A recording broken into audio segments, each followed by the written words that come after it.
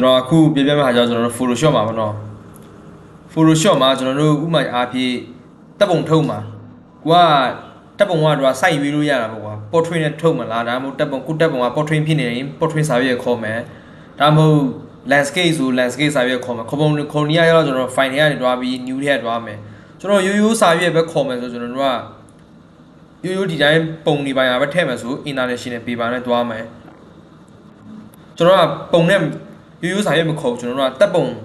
ကိုထုတ်မှာတပ်ပုံထုတ်မှာဆိုတော့ကျွန်တော်တို့ကဒီထဲမှာဘာရွေးပေးရမလဲဆိုကျွန်တော် photo ရွေးပေးရမယ် photo နေရာမှာဒီမှာတတိထားမှာကျတော့ site ရတော့မျိုးရှိတယ်ကိုက landscape ကိုတပ်ပုံက landscape ဖြစ်နေလား landscape ဖြစ်နေရင်ကျွန်တော်တို့ကဒီဘောက landscape ဒီမှာမျိုးစားအများကြီးရှိပါတယ်ကိုတပ်ပုံက landscape မဟုတ်ဘဲနဲ့portrait ဖြစ်နေရင်ကျွန်တော်တို့ဒီအောက်က portrait ရွေးပေးရမှာဖြစ်ပါတယ်ဥပမာအဖြစ်ကျွန်တော်ပထမဆုံး landscape ရွေးပေးရမှာရွေးပြမယ်ဒီမှာ incheck okay ဒါ landscape ကိုအသေးစားပေါ့ကွာပြီးလို့ရှိရင်နောက်ထပ်ကျွန်တော်တို့က new နဲ့ခေါ်လိုက်မယ် landscape ကိုမှဒီမှာ photo လို့ရွေးပြီး landscape ကိုမှကျွန်တော်တို့ကနည်းနည်းကြီးတဲ့ဟာပေါ့ကွာ9ခုရွေးလိုက်မယ်9ခုဆိုဒီတိုင်းပွင့်လာမှာပေါ့ကွာနော်နောက်တစ်မျိုးကြတော့ကျွန်တော်တို့နောက်ဆုံးအကြီးဆုံးတစ်ခုရွေးလိုက်မှာပေါ့ဒါက9ခုနောက်ဆုံးအကြီးဆုံးက80ရွေးလိုက်မယ်80ဒီတိုင်းပွင့်လာမှာအဲ့တော့ကျွန်တော်တပ်ပုံထည့်လိုက်လို့ရှိရင်ဒီ landscape တပ်ပုံဆိုဒီမှာ quality ထည့်လို့ရပါတယ်ဥမာအဖြစ် landscape မဟုတ်ဘူးကိုတပ်ပုံကဖွင့်လိုက်တာ landscape နဲ့ကိုရိုက်ထားတဲ့ပုံက landscape မဟုတ်ဘူး portrait ဖြစ်နေလို့ရှိရင်ကျွန်တော်တို့ဒီမှာ file လေးတွားပြီး new ထဲတွားပြီးကျွန်တော်တို့ကဒီမှာ photo လို့ရွေးမယ်ဒီမှာ landscape မဟုတ်ဘူးဆိုရင်ကျွန်တော် portrait ဒီမှာ portrait နဲ့ရွေးလို့ရတယ်ဒါ portrait ဖြစ်ပွင့်လာ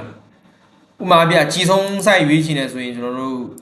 ဒီတိုင်းတွားမှာပေါ့ကွာဒီမှာကျွန်တော်တို့4-6လည်းရတယ်9-9လည်းရတယ်8-10လည်းရတယ်တော့9-9ရွေးလိုက်မယ် portrait ကိုတက်ပုံက portrait ဆို quality ပဲဒီမှာဒါကြတော့ကိုလိုချင်တဲ့ဟာတန်းပွင့်လာတော့ပေါ့အကြီးဆုံး size ရွေးချင်ရင်ကျွန်တော်တို့ကဒီ portrait တွေကနေအကြီးဆုံး size ရွေးလိုက်လို့ရှိရင်ရပြီ8-10အဲဆိုရင်ဒီတိုင်းကြီးတစ်ခုရလာဒါက portrait တက်ပုံထည့်လို့ရှိရင်ဒီတိုင်းထည့်တာပေါ့ကွာဒါကကျွန်တော်တို့တက်ပုံထုတ်တော့မယ်ကိုတက်ပုံပြင်ပြီးလို့ရှိရင်ကိုတက်ပုံထုတ်တော့မယ်ဆိုရင်ဒီမှာအရေးကြီးတာကြတော့တချို့ကဒီတိုင်းသွားတာphoto မျိုးပဲနဲ့တော့ international paper နဲ့တွားတာသူက international paper ဆိုတော့ A4 ပုံစံနဲ့ပွင့်လာမှာဒီမှာ A4 တို့ A5 တို့ A2 တို့ဒီတိုင်းပွင့်လာမှာကျွန်တော်တို့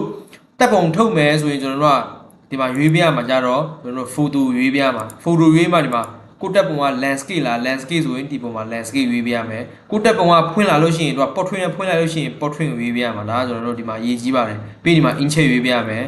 ပြီးဒီမှာ incheck ကျန်တဲ့ဟာကြတော့သိရွေးစရာမလို okay ပေးလိုက်ဆိုရင်ရတော့ပြီ